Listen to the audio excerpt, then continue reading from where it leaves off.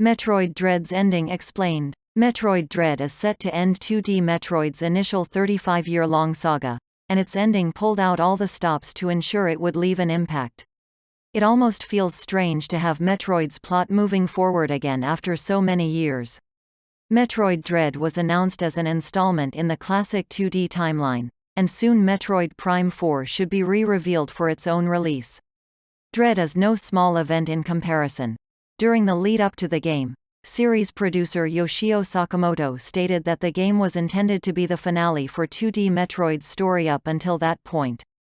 It certainly wasn't going to be the last game, especially if Nintendo's marketing efforts succeed in making Dread the most popular Metroid title yet.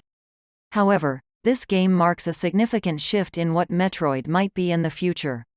Not only that, but it also fills in some blanks regarding Metroid's lore.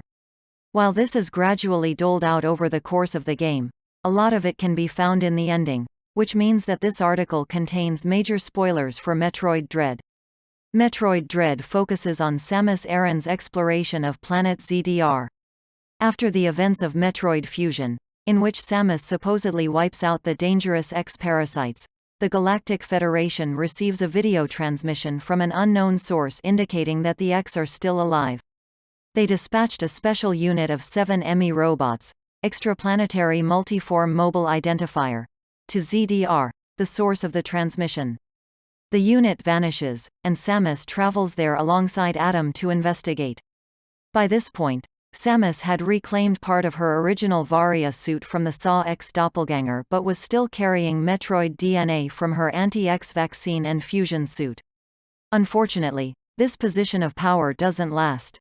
Shortly after Samus arrived on ZDR, she encountered the Chozo warlord Raven Beak.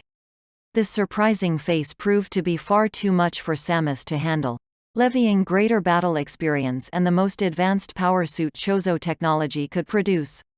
Samus loses most of her armor's functionality and is separated from her ship, but ends up being spared when Raven Beak notices her beginning to manifest a strange power. Samus is left to fend for herself against the rogue EMI, Chozo warriors, wildlife, and whatever machinations this sinister Chozo has in store. Fend she does, and eventually, Samus encounters a second living Chozo named Quiet Robe. Robe expands on the Chozo lore partially revealed